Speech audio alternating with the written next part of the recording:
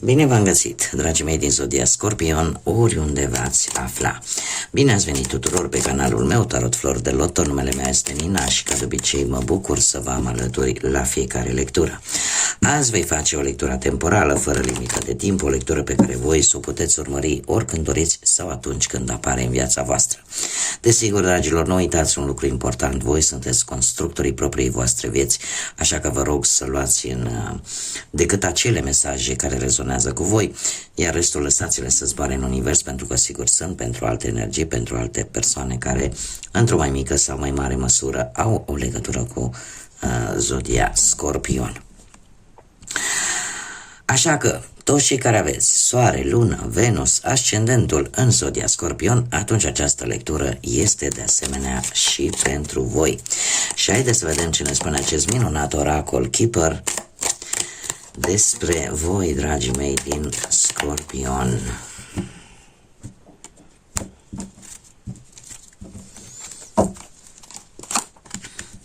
Situația actuală, dragilor, în acest moment, unii dintre voi, nu știu, ați avut parte poate de un câștig neașteptat.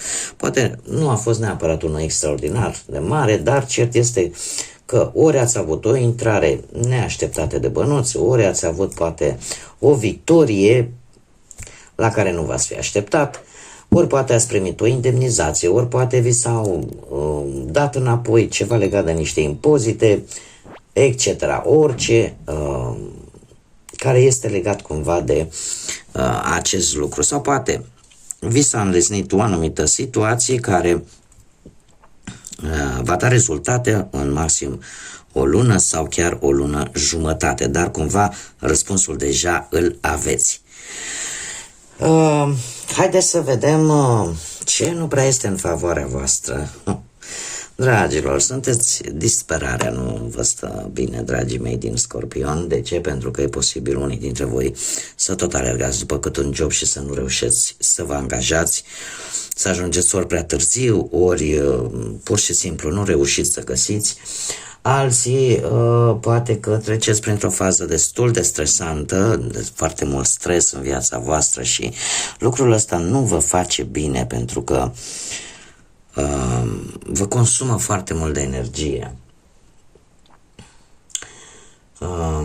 Nu știu, poate alții ați avut parte de o trădare, de o înșelăciune, nu știu, și sunteți într-o stare așa de tristețe și de o stare nervoasă foarte acută, care posibil, nu știu, să vă dea anumite dureri de cap sau o perioadă în care nu prea dormiți bine sau aveți anumite vise care nu prea vă lasă să dormiți, mă scuzați. Alții poate sunt măcinați de gelozie, alții poate că nu mai v-ați pierdut orice șansă în a aștepta ceva de la anumite persoane în care poate voi ați avut încredere. Este legat foarte mult de acea idee de a găsi o ieșire. Da? Eu trebuie să vă spun că tot ce v-am enumerat acum sunt relaționate foarte mult cu lucruri din trecutul vostru, cu anumite acțiuni, cu anumite decizii pe care voi le-ați luat în trecutul vostru și anumite greșeli, ca să zic așa, ale trecutului, care la un moment dat au ieșit la lumină și lucrul ăsta, logic că v-a deziluzionat tare mult și v-a făcut să traversați aceste stări. Ce este în favoarea voastră? Nu cred așa ceva.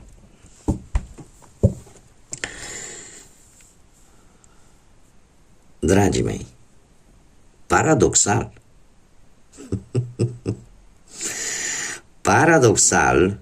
pe poziția ce este favorabil, ce este în favoarea voastră, avem sărăcia. Și o să ziceți, Doamnă, cum puteți să-mi spuneți că este favorabilă sărăcia? Încă toți vrem să avem și noi acolo un minim de confort.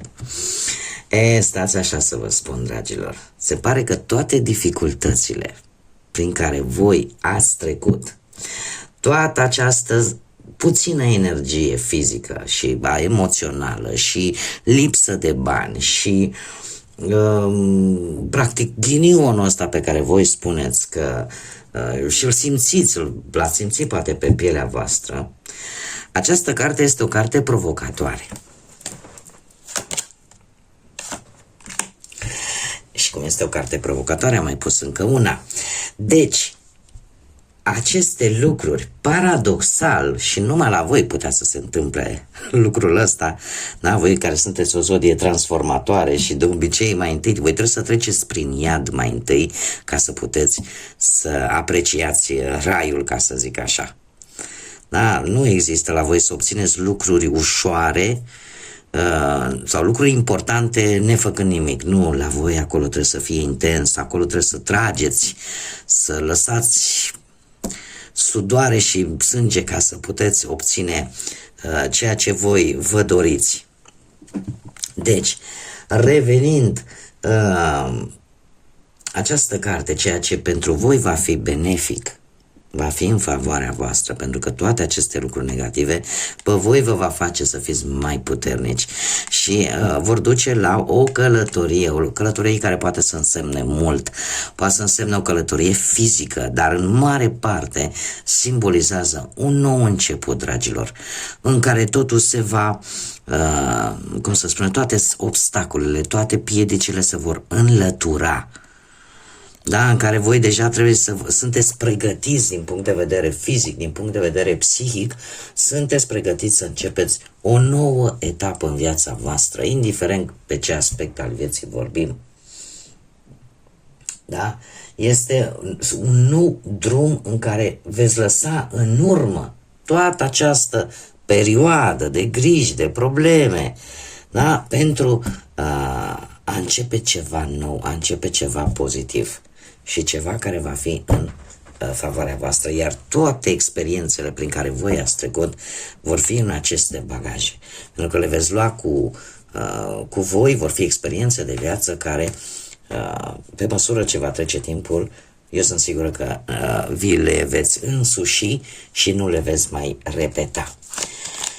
Ce puteți controla, dragii mei? Puteți controla o anumită sumă de bani care poate să vină într-un mod inopinant. Sau puteți controla poate o mică bucurie, da, care vine așa pe neașteptate, o îmbunătățire așa, care te-a prin surprindere, poate o anumită bonificare la care poate te-ai fi așteptat, nu știu, sau poate că rezolvi ceva cu anumite facturi, și asta e posibil, cu anumite hârtii. Dar e un lucru pe care tu îl poți controla, îl știi dinainte și cumva este controlat. Ce nu poți controla este legat de maturitate, dragilor. De maturitate și de încredere, în primul rând, de înțelepciune. Ceea ce voi nu puteți controla este faptul că pe măsură ce trece timpul, pe măsură ce treceți prin toate aceste lucruri, de fapt, voi vă cizelați, voi vă transformați în cea mai bună versiune a voastră. Da? Toate lucrurile prin care trece nu fac altceva decât să vă aducă mai multă înțelepciune, mai multă maturitate și, nu știu, eu aș spune că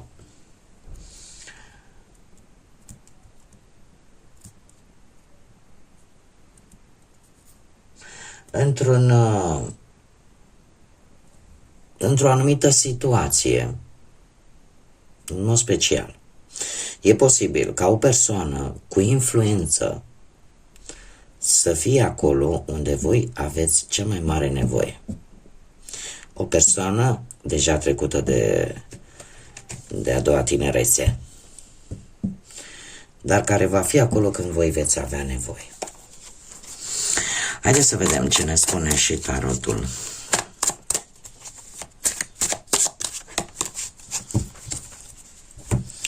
Ce vine pentru, dragii mei, din Scorpion.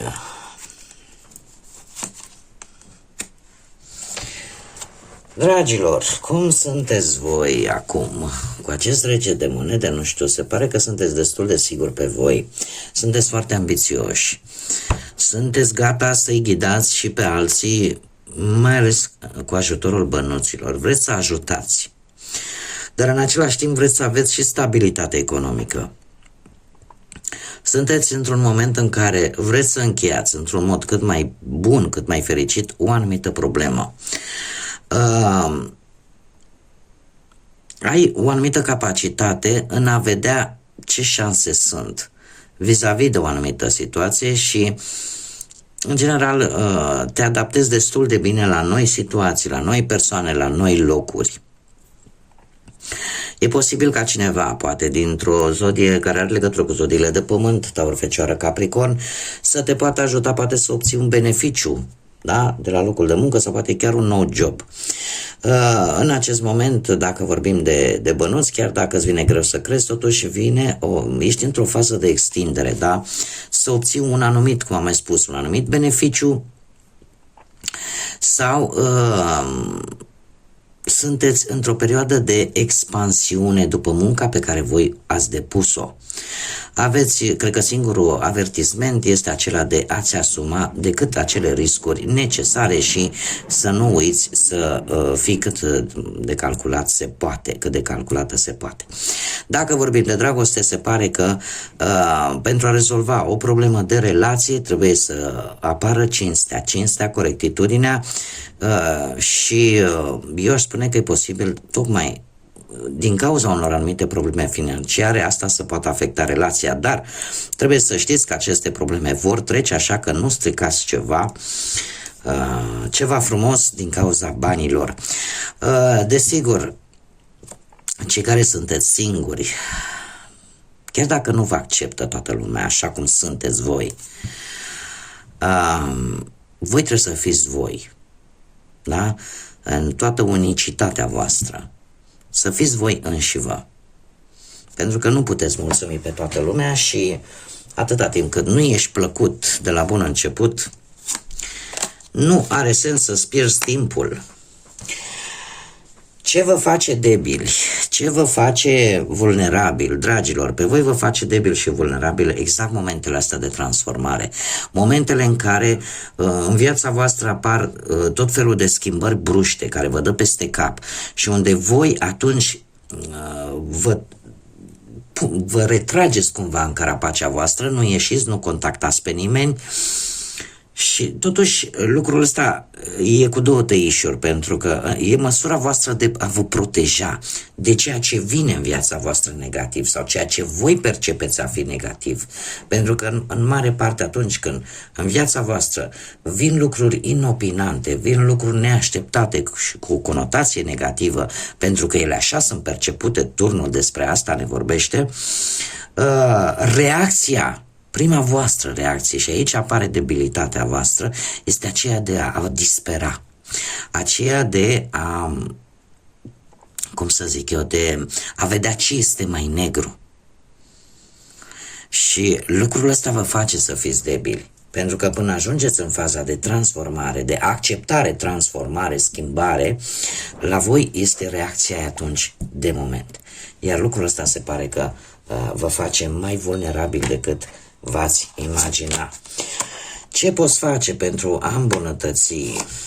Să înveți să ceri ajutorul în situații critice.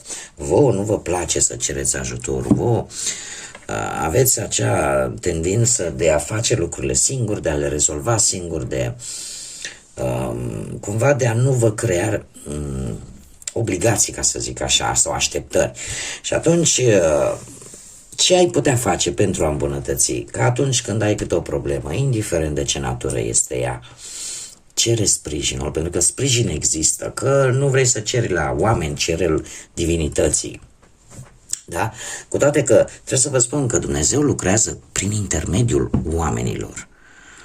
Și sunt situații în care eu aș zice că chiar și atunci când vă simțiți abandonați, da? Sau singuri, sunt persoane care te pot ajuta.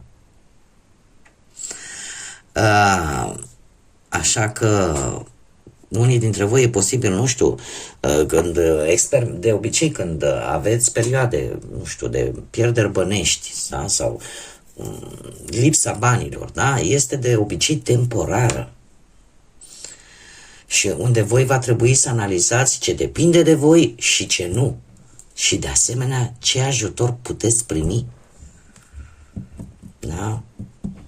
Dacă vorbim de dragoste, unii dintre voi, chiar și dacă o să vă simțiți singuri, poate perechea voastră poate nu vă tratează cum meritați, evaluați situația și dacă nu vă corespunde, nu pierdeți timpul cu cineva care nu-și dă interesul pentru voi. Da? Cereți ajutorul, cereți sprijinul. Cum de-al minteri, unii dintre voi poate ați pus voi ochii pe cineva așa, dar parcă nu vă dă în bună. Nu insistați în situații în care vedeți că nu sunt bune pentru voi. Cum veți acționa? Veți acționa foarte dur, dragilor.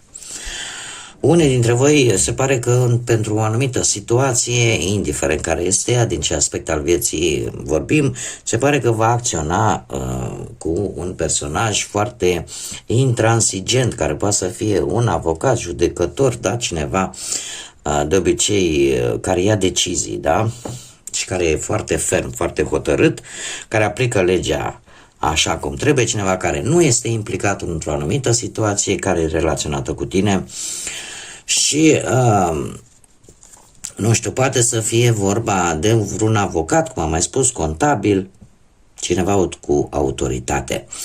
Dacă nu vorbim de acest aspect, putem vorbi de energia ta, faptul că vei împrumuta cumva din energia acestui rege de spade și atunci îți vei controla mult mai bine emoțiile, îți vei folosi mult mai mult inteligența, vei fi mult mai serios, serioasă, nu vei mai lăsa ca anumite sentimente să te influențeze, mai ales când trebuie să iei anumite decizii importante, chiar dacă lucrul ăsta va face ca tu să nu fii foarte plăcut de către ceilalți, dar îți vei impune punctul de vedere. Da? Și singurul, cred că, aspect, aș zice să nu pui, cumva să nu deveniți prea excesivi. Da? Adică totuși să uitați, să țineți un pic cont și de sentimentele celorlalți. Dacă vorbim de muncă, se pare că, într-adevăr, există cineva, poate la locul de muncă, care are un comportament care nu prea agreați, vă cam deranjează, poate să fie un șef, un coleg. De ce? Pentru că e posibil să nu pună preț pe problemele voastre personale. Dacă vrei să schimbi, poate jobul ar fi indicat să ceri și o altă opinie, dar cuiva care cumva nu este implicat în mod direct cu respectivul job. Dacă vorbim de bani, vei înțelege foarte bine situația, o vei analiza, vei vedea cum stau lucrurile, iar dacă sunt probleme, vei cere probabil sfatul unui specialist, da? Vorbim de un contabil sau pur și simplu în următoarea perioadă nu vei cheltui din impuls și îți vei face un plan de redresare financiară. În ceea ce privește viața sentimentală, se pare că ori voi, tind să cred că voi, dar ori voi, ori perechea voastră cumva veți fi destul de duri. Cumva se va încerca o dominare. Unul va încerca să domine mai mult pe celălalt și nu e bine, știți cum e. Așa că se cere un pic de moderație de ambele părți. Iar cei singurei aș spune că ori veți cunoaște pe cineva foarte intelectual, foarte viril, foarte hotărât așa, care să aibă legătură cu zodiile de aer, Gemeni, Balanță, Vărsător, sau asta dacă vorbim de doamne, da, să cunoască niște domni destul de intelectuali, așa foarte, foarte serioși. Dacă vorbim de doamne, atunci, dacă vorbim de domni, atunci puteți cunoaște energii feminine cu caracteristici un pic mai masculine, foarte luptătoare și care, în general, își arată cu greu sentimentele. Acum, dragilor, haideți să vedem ce mesaj au îngerii pentru voi, dragilor, din Scorpion. Un mesaj, te rog, pentru dragii mei Scorpion.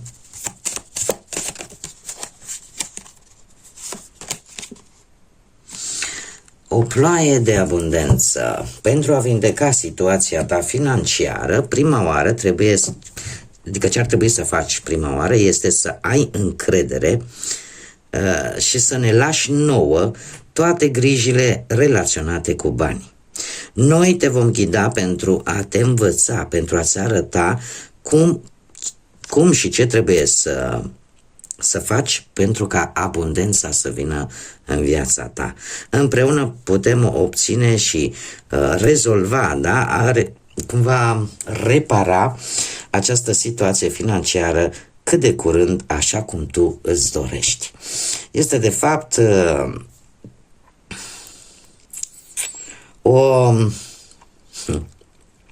Știți că v-am mai spus, nu știu dacă la zodia voastră, de obicei când am ocazia o spun,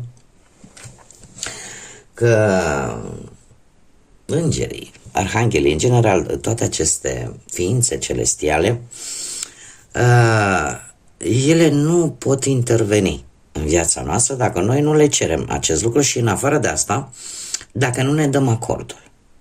Pentru că Bunul Dumnezeu a zis așa: aveți acest liber arbitru atât de important încât nici măcar aceste ființe celestiale nu au voie să-l încalce. Așa că, dragilor, cereți și vi se va da.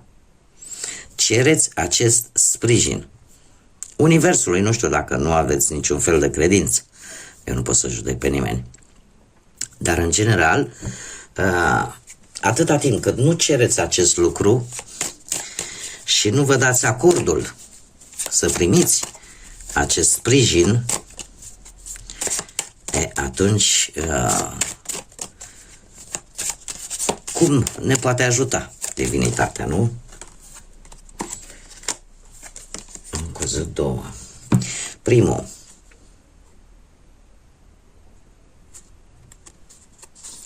lasă-te purtat de ultima oră atunci când lumina abia atinge florile. Dragilor, și avem aici joaca. Printre iarbă și printre violetele sălbatice se ascund secrete pentru a le descoperi. Dragilor, uite acum că capătă sens amândouă, deci au ieșit amândouă mesajele.